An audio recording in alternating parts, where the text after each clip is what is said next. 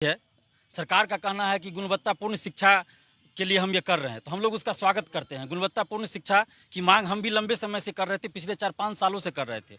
लेकिन शिक्षक अभ्यर्थियों और नियोजित शिक्षकों के साथ भी अन्याय नहीं होना चाहिए। हम ये सरकार से मांग करते हैं कि उनके साथ आप न्याय कीजिए। और 6 to 8 के लिए जो सीट नहीं दिया गया है, रिक्ति ही नहीं आई है, और सबसे ज़्यादा अभ्यर्थी 6 to 8 के ही हैं। सीटेट जो पास किए हैं वो 6 to 8 तक ही भर सकते हैं, 1 to 5 या 6 to 8। 11-12 के लिए नहीं भर सकते, 9-10 के लिए फॉर्म ही नहीं भर सकते।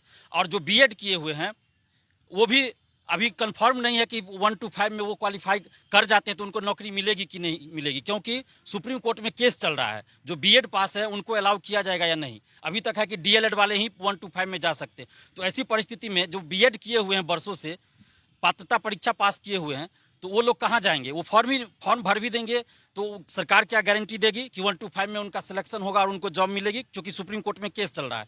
तो 6 to 8 का जितना भी सीट खाली है, सरकार से हम ये मांग कर रहे हैं कि सबसे पहले आप 6 to 8 की जितनी रिक्तियां हैं उन सब पे वैकेंसी निकालिए, क्योंकि सबसे ज़्यादा अभ्यर्थी इसी में है।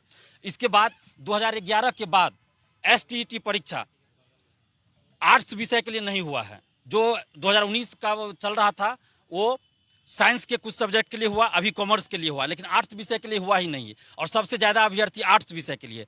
तो फिर आप वैकेंसी तो निकाल दिए, 1,70,000 दिखा दिए, उसमें भी नियोजित शिक्षक भी भरेंगे, तो फिर ये जो पूरा सीट है वो भरेगा ही नहीं, खाली रह जाएगा इसमें सीट। क्योंकि अब जितना अभ्यर्थी पास कर चुके हैं पात्रता परीक्षा, आप उससे ज़्यादा रिक्ति है बिहार में, लेकिन लोग फॉर्म नहीं भर सकते क्योंकि उस विषय के लिए STET हुआ ही नहीं। और सीटेट जो पास है वो 11-12 के लिए अप्लाई ही नहीं कर सकते हैं।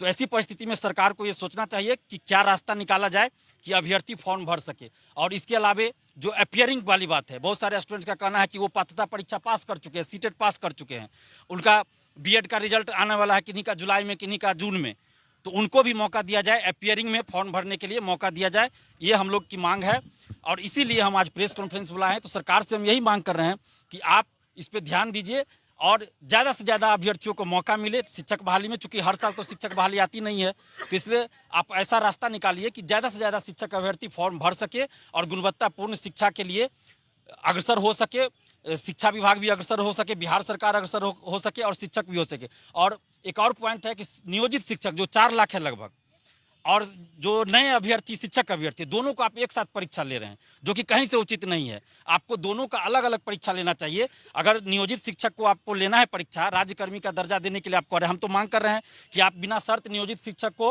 राज्यकर्मी का दर्जा दीजिए, क्योंकि उनकी भी नियुक्ति नीतीश कुमार जी के मुख्यमंत्री काल में ही हुआ है, किसी और के काल में नहीं हुआ है। तो आप उनको बिना शर्त राज्यकर्मी का दर्जा दीजिए और उसके बाद आप डिपार्टमेंटल परीक्षा लीजिए, या बीपीएससी से ही लेना है तो उनका अलग से परीक्षा लीजिए नियोजित शिक्षक का। आप फ्रेश जो ले रहे हैं, जो नए अभ्यर्थी है शिक्षक अभ्यर्थी, उनके साथ उनको मत मिलाइए, अलग अलग एग्जाम लीजिए। ये हमारी मांग है, पारदर्शिता रहे, जिसका तो चर्चा बीपीएससी के चेयरमैन अतुल प्रसाद जी ने कहा ही है कि पारदर्शिता रहेगी। तो उसके लिए हम धन्यवाद देते हैं बीपीएससी के चेयरमैन साहब को कि उन्होंने इस बात को रखा है कि हम पारदर्शिता लाएंगे और धांधली सेटिंग नहीं होगी, पेपर लीक नहीं होगी। तो इसके लिए हम धन्यवाद देते हैं अतुल प्रसाद जी को। साथ ही नीतीश कुमार जी से ये मांग कर रहे हैं, तेजस्वी यादव जी से मांग कर रहे हैं, जब आप बिहार में 10 लाख 20 लाख नौकरी की बात कर रहे हैं, तो आप इस तरह की वैकेंसी निकाल रहे हैं जिसमें कि अभ्यर्थी फॉर्म ही नहीं भर पाएंगे, तो आधा से ज़्यादा सीट तो खाली रह जाएगा, तो फिर नौकरी किन को मिलेगी? तो इसलिए आप इस पर ध्यान दीजिए। 6 to 8 का आप जितना भी रिक्ति है उस पर वैकेंसी निकालिए, नियोजित शिक्षक के लिए अलग और फ्रेश जो अभ्यर्थी हैं शिक्षक अभ्यर्थी उनके लिए अलग एग्जाम लीजिए। यही हमारी मांग है।